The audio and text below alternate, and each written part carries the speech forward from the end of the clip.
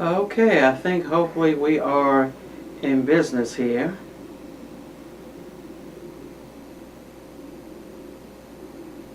Okay, welcome back to It's Getting Better All the Time Mental Health Outreach with your host, Sister Ava Green, providing information and support while encouraging hope and faith. I hope everyone is able to see, if you're actually looking online, watching me online, you should be able to see the slide. So one of the things, let me go back. We were talking earlier about the importance of family when it comes to mental illness, especially serious and persistent mental illness. And you can see here our definition of family when we're talking about serious and persistent mental illness actually includes, what did I just do here? Hopefully you guys can see it. Actually includes, okay, hopefully we're going here. Loved ones who support each other. That's what a family unit is, as far as our definition. So to make sure that we're all in the same unit, when we talk about family unit, we're talking about loved ones who support each other. Loved ones where at least one or two members of the family may be dealing with a serious and persistent mental illness. So when we talk about a family unit, we use the term person and family unit, or a PAFM. That's a person and family unit. Person together, a unit. Because we understand when we're talking about serious and persistent mental illnesses, especially for individuals who are connected to a family, it doesn't just impact that individual, it impacts everyone associated with your loved one. So again, I want to introduce this little acronym. Think of It's Getting Better All the Time Mental Health Outreach, IGBATTMHO.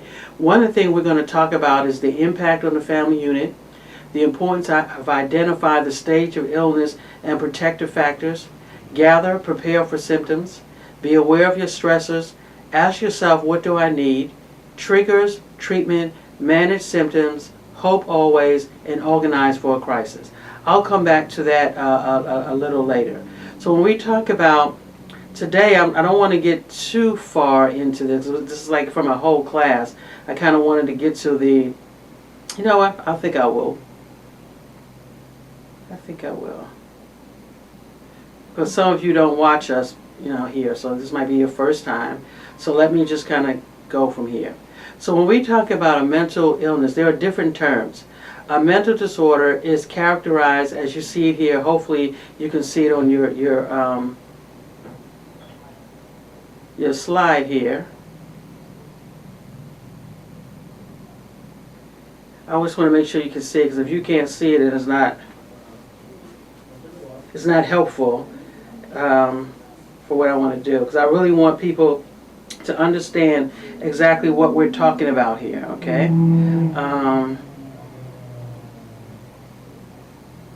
So again, bear with me. Okay, so we're looking at DSM-5 definition. The DSM-5 is a big book, right?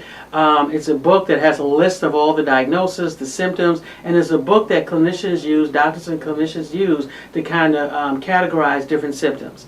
So according to that, a mental disorder is a syndrome characterized by clinically significant disturbance in an individual's cognition, emotion, and regulation. The thing to think about as you look at the slide, mental illnesses impact our thoughts, feelings, and behaviors. Thoughts, feelings, and behaviors are always going to be impacted to some degree, right? And there are different reasons for that, but we'll talk about that. But again, keep in mind we're looking at an illness where you're going to have thoughts, feelings, and behaviors that are impacted in some way. So when we go further at our next definition, mental illness is a disease or condition that influences the way a person thinks, feels, behaves, and it relates to others and to his or her surroundings. It causes some types of disruption, it causes some types of change. So the thoughts, feelings, and behaviors will cause some type of change in behavior, some type of change in your mood. You're going to see a change, okay? There are a couple of terms that people throw out there. There's a difference when you talk about mental health, mental illness, and mental problems. Mental health, when people say, oh, I have good mental health, is just talk about the mental functioning, right? Mental illness is talking about mental disorders and actually a diagnosable disorder. And then mental health problems, meaning a person may have some signs and symptoms, but is not really categorized as a mental illness. So we have mental illnesses here. You may have mental health problems, but they don't meet the diagnosis for a mental illness, right? And then mental health is just kind of the broad term. Okay. Mental health symptoms become a mental illness when ongoing signs and symptoms cause frequent stress and affects our day-to-day ability to function. Mental illness, it refers to a wide range of medically diagnosable mental health conditions. So it's important to know that when we're talking about mental illnesses, we're talking about diagnosable disorders. We're not talking about maybe a person may have some signs, have some symptoms. You know, I use the example all the time of depression. Many people will say, I'm depressed.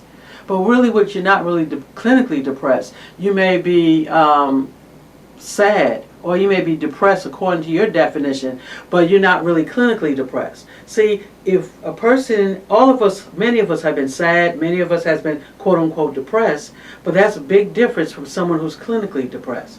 When we're talking about, when someone says I'm sad or I'm depressed, if I lost my job, of course I would be sad or depressed. Some of us, you know, if I didn't have any money, of course I would be sad or depressed. You know, I'm sad or depressed in response to a situation, to an event that's happening in my life. But once that event or situation lifts, then I'm no longer sad. With clinical depression, I can hit the lottery and I still would be sad. So it's a little different here. So when we look at what are some causes of when we look at some causes of mental illnesses, there's no one particular cause. It just depends on the illness. So we're looking at genetics, environmental, and social factors interact to influence whether someone becomes mentally ill or not. So it's just a variety of things. What we do know is that the brain regulates and controls. Okay, it controls virtually everything we as humans experience, including movement, sensing our environment, regulating our involuntary body processes such as breathing, and controlling our emotions. So we know the brain regulates. Again, the brain is made up of nerve cells, a whole bunch of cells that's in our brain, and sometimes those cells become impacted. So when we look at, for example, dopamine, and when we start looking at depression, so it varies. So the question is, how do people become mentally ill? Or why do people have a mental illness?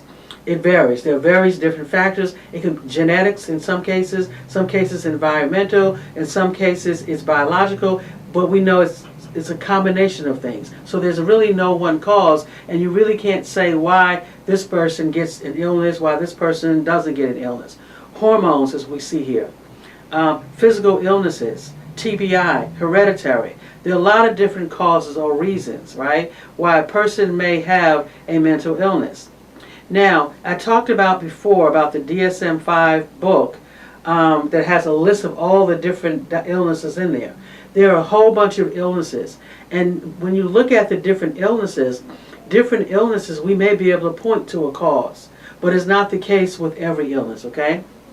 Severe mental illnesses are those that seriously limit an individual's ability to obtain employment, interact socially, or cope with everyday events. Severe mental illnesses last so long and are so severe that they seriously interfere with a person's ability to take part in even minor life activities. Even with the use of medications, individuals living with a severe and persistent mental illness may never really be free of symptoms. So again, when we talk about mental illnesses, we're talking about diagnosable DSM-5 disorders. And then you have, well, I should say here, then you have another category, which is severe and persistent mental illnesses, which, as we can see here, are those illnesses that seriously impact or limit an individual's ability.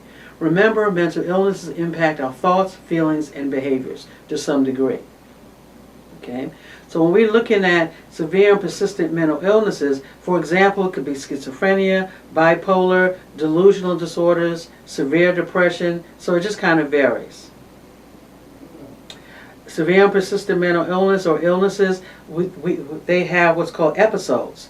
And as you can see here, is a duration of time during which the patient has developed or experienced symptoms that meet the DSM criteria for a given mental disorder. So some illnesses have several episodes back to back, like bipolar. A person with bipolar may have episodes frequently, they may have them infrequently. So again, what all of the mental illnesses, serious mental illnesses, will have a different episodes. As I said before, the psychiatric disorders are in 20 broad categories. So when we talk about mental illnesses, there are different categories, okay? You're looking at neurodevelopmental, you have the schizophrenia, and I'm just going to go through these briefly. Bipolar, okay, depressive disorders, anxiety disorders, these are the categories. Obsessive compulsive trauma, dissociative, somatic, feeding and eating, elimination. And again, I'm just introducing this to you so you understand that when we talk about mental illnesses, we talk about a broad category, at least 20 categories that contain several illnesses, okay? So cognitive disorder, personality disorders, which we see a lot. So again, it's important to know when we talk about mental illnesses, there are a lot. There are 20 broad categories. Now, mental disorders range in severity from mild, moderate to severe. Two people can be diagnosed with same illnesses but function differently. Mental illnesses have nothing to do with an intelligence, right? As again, you have depression, anxiety, psychosis, and again, I'm not going to really kind of go through all of these, so I don't know why I put them up there, but I just want you to know that we're looking at various different forms of illnesses that are out there. If you're interested, it's important to educate yourself, because a lot of us are not educated about mental illnesses. And again, we're not talking about mental health, we're actually talking about diagnosable disorders. So it's important for us to be educated. I did a class last week, I was talking about Kanye West, and since then I've heard a lot of people say a lot of different things that really indicated to me that they really don't understand what bipolar disorder is and some of the symptoms. And again, I would encourage you to kind of to do that. But when we're talking about mental illness, severe and persistent mental illness, again, I just want you to just kind of want to share that with you so you know that it's a lot. But when we talk about families and serious and persistent mental illness, the goal is to manage the illness. That is the goal. The goal is to manage the illness, right? That's the number one goal. So in order to do that, we have to take a look at, know what the symptoms are. We have to know what interventions, because we want to decrease the symptoms so we can learn to live a life with the symptoms, right? We want to learn how to live with the symptoms. There are some of these symptoms we are not going to, get away from. If a person is diagnosed with an illness, a serious mental illness, they have a serious mental illness, just like you have diabetes. Developing a person and family member plan. This is what we're talking about. It's important for you to develop a plan. Number one, what is the impact on the family? Ask yourself, what life plans have we had to cancel, postpone, or alter as a result of the illness? So again, this is a time when you want to take out a pen or paper as a family member and maybe follow along and say, okay, what is the impact on the family? What are some of the things that we've had to cancel, postpone, or alter as a result of the illness? Okay? What do we need as a family need? Okay? What does each person in the family need? What do I know about the illness, symptoms, or strategies? What are the members of the treatment? Who are the members of the treatment team? What does a less stress environment look like? How do we solve problems? What does recovery look like? What are our concerns? What are the limits? What is stress to me?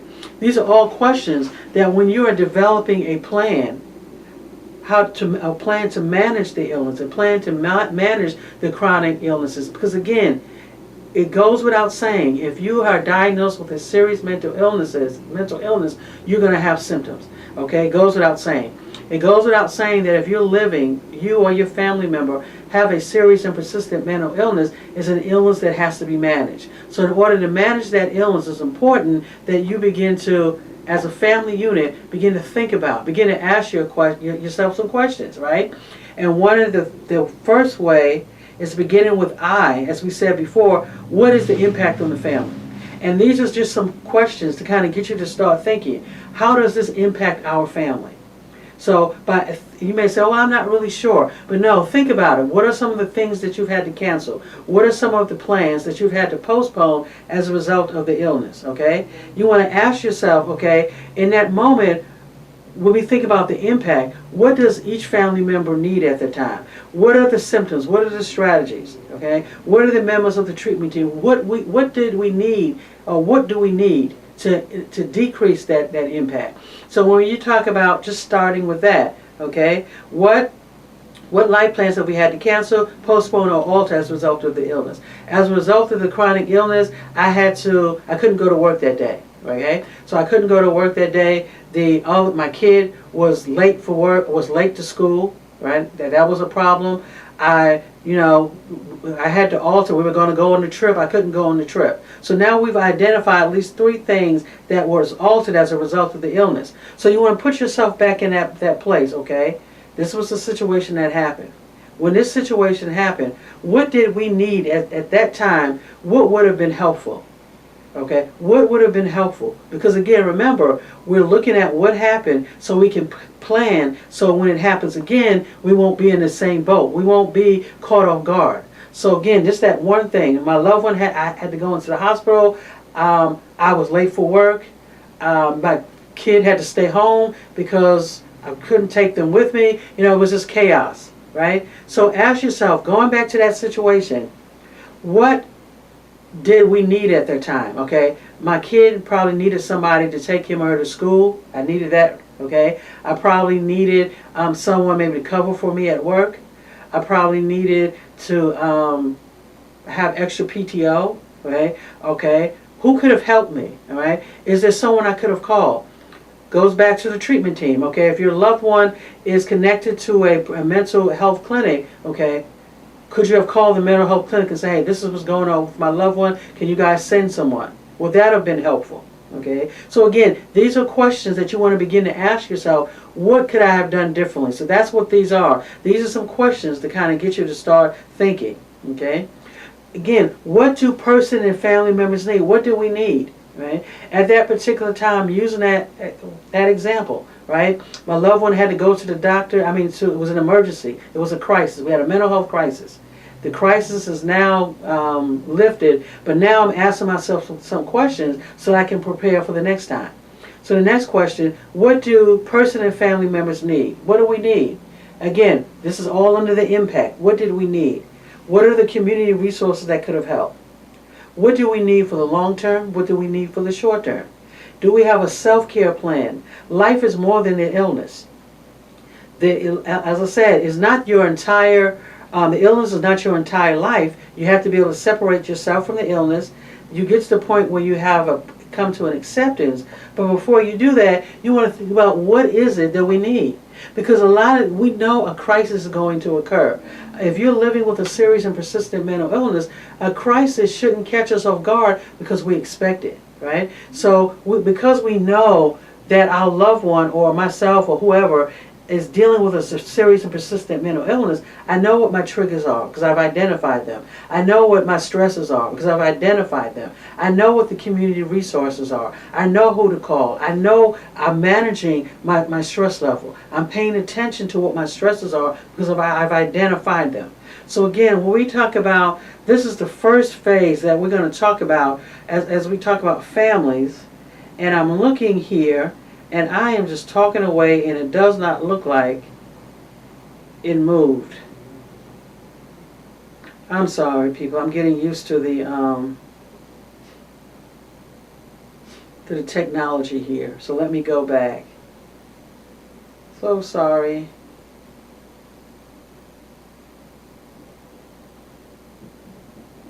Okay. And what I'm doing, I'm flipping back to the slides because you should be able to see them if you're looking at me, okay? So impact on family unit, identify the stage of illness, gather, be aware of your stressors, ask yourself, what do I need? Triggers, treatment, manage symptoms, and always remember, hope is always an option, and the goal is for us to manage the crisis. So again, going back to the impact on family, ask yourself, what life plans have we had to postpone or alter as a result of the illness? And where I left off at, these are some questions that you can ask yourself. What does each person in the family need? At that particular moment, what did each family member need? Did you need a babysitter? Did you need a phone number to the community resource? What did you need? Okay. What does a less stressful environment look like? How could that situation have been less stressful? Think about the last mental health crisis that you had, that you experienced. How could that crisis have been less stressful? Okay? So this goes back to thinking about the impact. What life plans did we have to change? As a result of this crisis, what did we have to change? What was the challenge? Because again, when we're talking about a serious and persistent mental illness, relapse doesn't happen overnight. Okay? Relapse doesn't happen overnight. There are things that we can do to manage the illness. The more information that we have, like I said, about our stressors, about our challenges, about the triggers, and having a plan, being deliberate about having a plan, the better it will be for us. Okay, the easier it will be.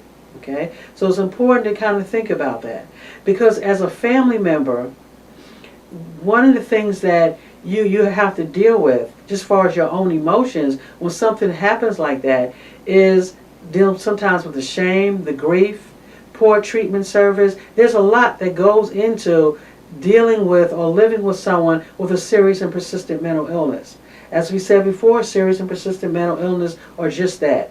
It's challenging not just for the family member, for the person who is living with the illness. So ask yourself, what do I need to do? How can we plan? So that's the first thing, that's your homework, is to think about the impact on the family. I'm not going to go any further. I want us to stay right there because we're going to go through all of this and we're going to develop our own plan. So when we develop in our own plan, we want to think about what is impact, identify the stage of illness. We're going to gather some information, be aware of our stressors. We're going to ask ourselves what we need. We're going to look at triggers. We're going to talk about treatment, managing symptoms, the importance of hope, and how to organize for a crisis. When in the next several weeks, this is what we're going to put together. We're going to put together a plan. Okay? We're going to put together a plan, something that you can write down, and that you can have in your drawer or pin to your wall, so that you know what to do in the event of a crisis. Because I think it's so important that we plan, right? Because we don't. What tends to happen is after we have the crisis, and then after the crisis has gone away, crisis gone away, things are kind of calm, we forget. And then we get surprised again. We have to put it in our brain that we're dealing with an illness that's chronic. And as a result of this chronic illness, the symptoms are not necessarily they're going to be there. So what we're going to do, we're going to get together, you and I, over the next few weeks, and we're going to put together a family plan. Okay, we're going to put together a family plan using these acronyms where we look at the impact on the family unit.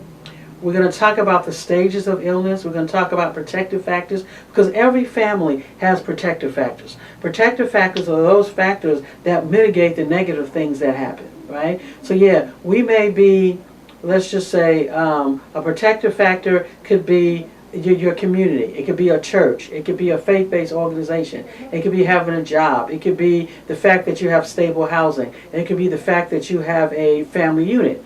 Or it could be the fact, let's say you don't have stable of housing. But a protective factor is that you have a close family. So everybody has protective factors. These are things that can mitigate the negative things that are going on in our lives. So we're going to talk about that. We're going to talk about how to prepare for symptoms, being aware of your stressors. We're going to actually identify as a family unit what we need. We're going to identify our triggers, our treatment, and we begin to manage symptoms as we talk about winding down the importance of hope and how to organize for a crisis. So these are things that we are going to do in the next coming weeks. And I promise that I'll have all of the slides and everything together. So I won't just talk it and you guys didn't even see the slides. But anyway, this has been It's Getting Better All the Time Mental Health Outreach, providing information and support while encouraging hope and faith. You can find out more about us by logging on to our website at IGBATTMHO.org. Again, have a great day. And